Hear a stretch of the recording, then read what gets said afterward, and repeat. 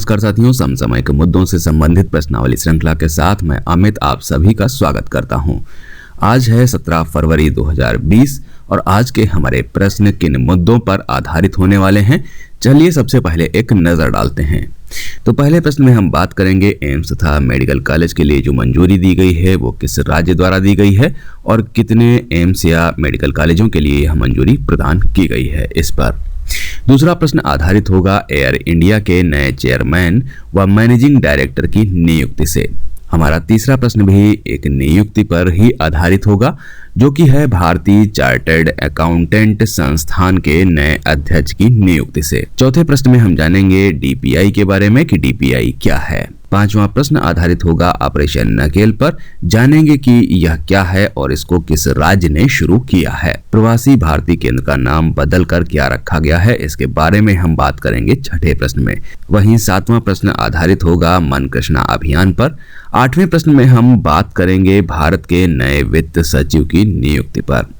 BIMSTEC सम्मेलन का आयोजन कहाँ किया गया, इसकी बात करेंगे हम 9वें प्रश्न में। और 10वें प्रश्न में हम जानेंगे ऋषि सुनक के बारे में।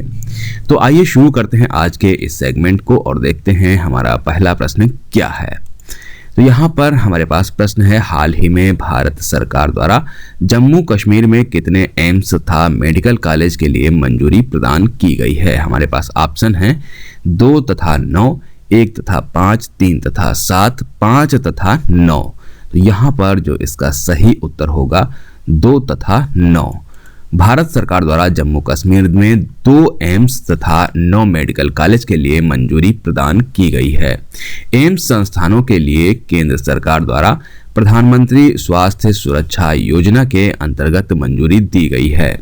इस प्रोजेक्ट की अनुमानित लागत की अगर हम बात करें तो वह है 1661 करोड़ रुपए।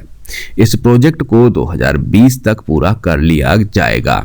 एम्स भवन का निर्माण ग्रीन बिल्डिंग के रूप में किया जाएगा। ग्रीन बिल्डिंग वह भवन होता है जो संसाधन दक्ष तथा पर्यावरण हितैषी हो। बढ़ते हैं दूसरे प्रश्न की तरफ। हाल ही में एयर इंडिया का चेयरमैन व मैनेजिंग डायरेक्टर किसे नियुक्त किया गया है। हमारे पास ऑप्शन है राजीव बंसल, राजीव रंजन, पवन कुमार अग्रवाल और मोहित बरनवाल। तो यहाँ पर जो इसका सही उत्तर होगा वो है राजीव बंसल। राजीव बंसल को एयर इंडिया का चेयरमैन व मैनेजिंग डायरेक्टर नियुक्त किया गया है। उन्हें दूसरी बार एयर इंडिया का प्रमुख नियुक्त किया गया है। राजीव बंसल 1988 बैच के नागालैंड कैडर के IAS अफसर हैं। वे वर्तमान में केंद्रीय पेट्रोलियम व प्राकृतिक गैस मंत्रालय में अतिरिक्त सचिव के रूप में कार्य कर रहे हैं। वे एयर इंडिया के मौजूदा प्रमुख अश्वनी लोहानी का स्थान लेंगे। एयर इंडिया की स्थापना की अगर हम बात करें तो वह की गई थी 15 अक्टूबर 1932 को टाटा एयरलाइंस के रूप में। हमारा अगला प्रश्न है, हाल ही में भारतीय चार्टर्ड अकाउंट संस्थान का नया अध्यक्ष किसे नियुक्त किया गया है। हमारे पास ऑप्शन है निरंजन जुम्बसरिया, अतुल कुमार गुप्ता, प्रफुल्ल छाजड़े और अनुरंजन अस्थाना। यहाँ पर इसका जो सही उत्तर होगा वो होगा अतुल कुमार गुप्ता। तो अतुल कुमार गुप्ता को भारतीय चार्टर्ड अकाउंटेंट संस्थान का नया अध्यक्ष नियुक्त किया गया है। इससे पहले वे 2019-20 के दौरान भारतीय चार्टर्ड अकाउंटेंट संस्थान के उपाध्यक्ष रहे हैं। उन्हें प्रफुल्ल छाजेड़ के स्थान पर अध्यक्ष नियुक्त किया गया है। निरंजन जुम्बुसरिया को 2020-21 के लिए भारतीय चार्टर्ड अकाउंट संस्थान का उपाध्यक्ष चुना गया है। भारतीय चार्टर्ड अकाउंटेंट संस्थान का गठन 1 जुलाई 1949 को किया गया था। भारतीय चार्टर्ड अकाउंटेंट संस्थान की स्थापना भारतीय संसद द्वारा पारित चार्टर्ड अकाउंटेंट अधिनियम 1949 के तहत की गई। इसका मुख्यालय नई दिल्ली में है। भारतीय चार्टर्ड अकाउंटेंट संस्थान का आदर्श वाक्य या एष सुषुप्तेषु जागृति है।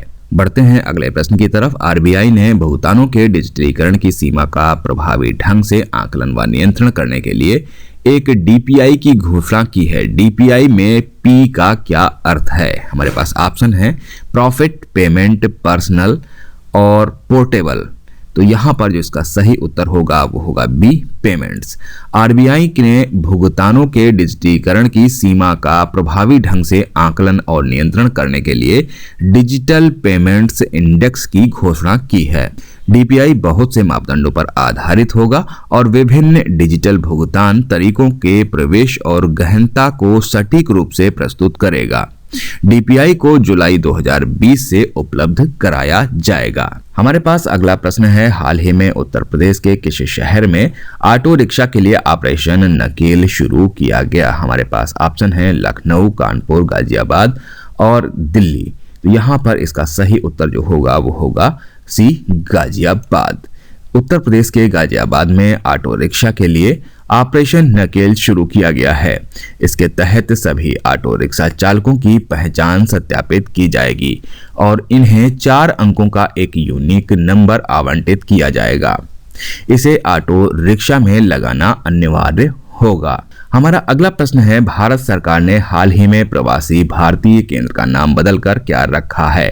हमारे पास ऑप्शन है अरुण जेटली भवन, अटल भवन, सुषमा स्वराज भवन और इनमें से कोई नहीं। तो यहाँ पर जो इसका सही उत्तर होगा वो होगा सी, सुषमा स्वराज भवन। भारत सरकार ने नई दिल्ली में स्थित प्रवासी भारतीय केंद्र का नाम बदलकर सुषमा स्वराज भवन व विदेश सेवा संस्थान करने का निर्णय लिया है। इसकी घोषणा विदेश मंत्रालय ने सुषमा स्वराज के जन्मदिन पर की। सुषमा स्वराज भारत की सबसे लोकप्रिय विदेश मंत्रियों में से एक थी। सुषमा स्वराज का जन्म 14 फरवरी 1952 को पंजाब के अंबाला में हुआ था। वे 13 अक्टूबर 1998 से 3 दिसंबर 1998 के बीच दिल्ली की 5वीं मुख्यमंत्री भी रहीं। वे 26 मई 2014 से 30 मई 2019 तक विदेश मंत्री भी थीं।